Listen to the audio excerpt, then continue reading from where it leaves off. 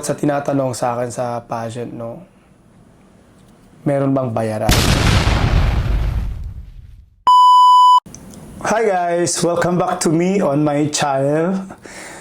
Welcome back to me kasi hindi naman ako nagbablog ng matagal. So, yeah, thanks for being here and watching this video. Matagal-tagal din akong walang upload na walang mga content na ganito. And you know, I took a break from pageantry to focus on myself and my business. Lalo na noong kasagsagan ng katabaan ko, ngayon naman medyo okay na tayo guys. Anyway, before those things, so let's get into business. First things first. Ang dami nagtatanong kung kumusta ang pageant world, kumusta ang pageant industry. Well, honestly, wala naman ako sa circle na ginagalawan ngayon, pero marami pa rin akong naririnig, ganyan, nababalitaan, especially first-hand information from pageant organizers, pageant candidates, and pageant media as well, like my friends na nandun sa pageant circle pa rin. Sa mga hindi nakakaalam, I also joined pageantry way back 2017. I represented Ilocos Sur at National Pageant, which was Gentlemen of the Philippines. I guess wala na ngayon. And I represented our country in Mr. National Universe in Thailand way back 2018. So in terms of pageant background, meron naman po ako niyan. Sa awa ng Diyos. Gusto ko kasi when we give comments, when we give commentaries especially about candidates, about pageantry, gusto ko sana meron tayong experience or background for us to dwell properly on the issues and of course on the experience. Kasi honestly, kapag may experience ka, kahit papano it's an advantage on your end. Second is that humawak na rin po ako ng ibang organization like Miss Aura Philippines. I was a part of it. Kami yung nag-send kay Alexandra Faith Garcia, which eventually she won as the first ever Miss Aura International from the Philippines. And then Mrs. Pageants, I've been also involved on those. And lastly, before nagpahinga, nahawakan ko na rin yung team ng iba't ibang malalaking pageant names like Chelsea Fernandez, Roberta Tamundong, Gwen Fornol, Shannon Tampon, and Iliana Aduana was also part of it. Fatima Bisan na ngayon nasa TV5 artist na siya, and Natasha Jung, Elda Esnar, Miss Cosmo World Philippines. So in terms of pageant background, as creative director, nagawa ko na rin yon, doing the social media, especially yung mga contents, ganyan, even with PRs, with press releases. And eventually, we'll talk about that soon. Ngayon, pag-uusapan lang natin kung gaano ba ang paghahanda sa isang pageant. Kasi marami nagtatanong during my life kung what are the things you need to prepare on pageantry and how much does it cost kapag nandun ka sa pageant world. Unahin natin sa paghahanda sa pageantry. First things first, you know, when you join pageantry, you should be prepared 360 degrees. When I say 360 degrees, lahat ng aspeto, whether personal na buhay mo yan, makakalkal din yan financial aspect, moral aspect especially, kasi talagang yan yung gagawin sa'yo. Lalabanan ka through kung ano man yung malalaman sa'yo. Spiritually, kasi talagang manghihina ka during the process. And physically fit ka dapat. Aside from being sexy, you know, kasi puyatan po ang pageantry. Ang call time madalas madaling araw, or if not, late night na natatapos, or madaling araw na rin natatapos. Minsan isang oras ang tulog, minsan wala.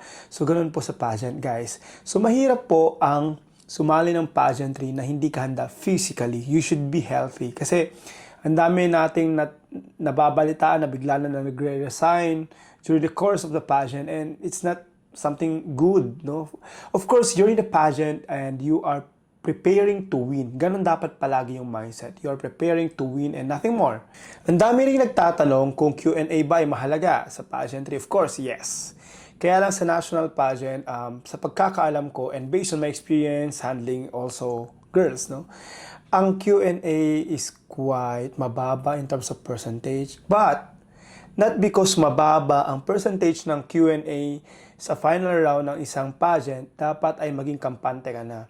Of course, lahat ng iyong mga kalaban maghahanda yan. And kapag lumaban ka, dapat wala kang butas kapag nanalo ka. Tama?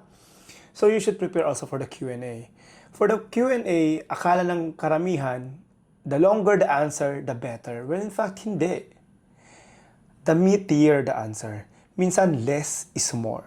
Mas maganda yung mas maiksi na may laman kaysa yung you're going around the bush and then hindi mo nasasagot talaga yung tanong na tumpak just because you want to lengthen your answer na hinahabaan mo yung answer mo. Hindi siya maganda pakinggan.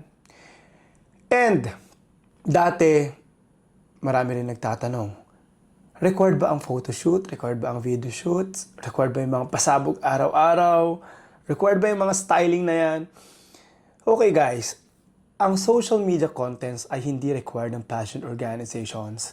But for you to get known, for you to be known and to be followed by the fans is that magbibigay ka ng updates, magbibigay ka ng mga different angles, different perspectives kung ano yung possible na itsura mo, possible na look mo, mga ganyan ba? Kasi kailangan mo ng connection with social media, especially your fans, para magkahatak ka ng support. Yun naman yung main purpose nun. Also, social media is a platform para masabi mo rin kung ano yung advocacy mo, ano yung mga ginagawa mo, para may connection ka, para maging relatable ka. Well, advocacy, kung meron ka neto, yung genuine na, you show it. Walang problema. Pero pag gawa-gawa lang yung advocacy mo just because you want to have an advocacy, please, huwag ka nang gumawa ng advocacy kasi nabubuking yan in the long run. Honestly, male pageantry is different from female pageantry kasi yung focus ng mga tao is more on female pageantry. During my time sa male pageantry, medyo konti lang talaga yung support na nakukuha. Even with the local government units for the fundings, parang nasa 5,000 lang ibibigay nila. Unlike kapag sa girls, usually malaki talaga yung funding dyan. Medyo nasa 6 digits. Pero kakasya nga ba yung 6 digits? Kakasya nga ba yung funding sa local pageant? Dati, ang pageant ay ginagawang bread and butter. Kumbaga, sasali ng pageant para magkapera. Ngayon guys, to join a pageant, especially a national pageant, kailangan may pera ka, may pondo ka. Magastos ang pageantry. Some people don't discuss that PRs or press releases ay may bayad. No, it's not required by the pageant media, but somehow it's a token you give them as a sign of appreciation. Well, I understand those na may pambayad, no? Na they delve into funding a lot, ganyan, para maging visible online, para may bagong pasabog, sabay-sabay and all. But you know, it won't affect your scores on the finals. It may be a portion that you need to fund. Pero it doesn't mean na yun yung kailangan mo pondohan. Kailangan mo pa rin pondohan yung, of course, yung physical health mo, physical look. Mahalaga yan. And then your outfit, yung mga graded outfit, like for example, dun sa preliminaries and finals, mga ganyan, whether gown or kung ano man yan na gagamitin mo, dapat handa. And in terms of styling, guys, the daily styling, depende sa organization if it's daily graded. Kasi marami akong nakikita na yung styling niya ang pangit, yung styling niya ganito, napaka-looking. Daily guys ha. Seriously, no organization would do that. Not unless yung organization is just small and then konti lang candidates. Pero pag marami, I don't think that sobrang halaga niya. Kasi nababother ako sa mga fans na parang sinasabi nila always na nagre-reklamo on the styling, ganyan, binabash yung organization, binabash yung mga handlers. Guys, kalma lang. Ang styling, madalas sa madalas, ginegradean yan sa preliminary and sa finals. Of course, the closed-door interview. Yung closed-door interview naman, hindi naman niya titignan yung damit mo and then gagradean ka. It's just that yung aura mo, yung dating mo, yung arrive mo. Marami rin nag-ask sa akin ng tips kung ano nga ba daw yung mas okay. Sparkly gown or simple gown.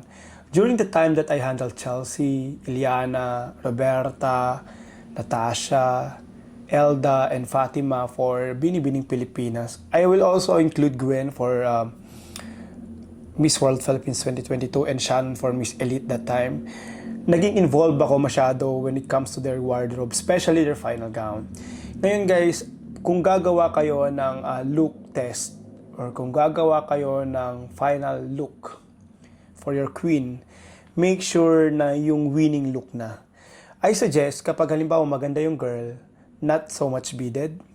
Kasi yung attention mapupunta sa gown. Kung yung girl naman is sakto-sakto lang, you can have beaded naman, pero make sure na hindi pa rin sa gown mapupunta. Yung performance, yung flow, yung lakad, yung pasarela, mga ganyan. And I'm very proud to say that time na parang, I guess we made the right choice for Chelsea, changing the gown. It's an old issue, grabe, lumalaban siya ngayon sa Cosmos. I filmed this video, pero lumalabas ngayon sa feed ko yun sa TikTok ko. And maganda rin yung, nag-best in gown na rin si Gwen and si Shannon sa International that time. Kasi meron kami mga pinabago sa gown ganyan. Mahalaga ang final look test. Mahalaga ang shoot. Mahalaga ang movement, video shoot during the final look. Kasi guys, dun mo makikita kung bagay ba, may babaguhin ba. Kasi ang kung gown rushed, hindi ko lang sure kung marami naman siguro na nanalo ng best in gown, pero mas okay pag prepared, ganyan. And last, about sa tinatanong sa akin sa pageant, no? Meron bang bayaran? Meron bang lutuan? Guys, let's go straight to the point. I don't have any right to say things like that or divulge any information kasi wala rin naman ako sa position to do that.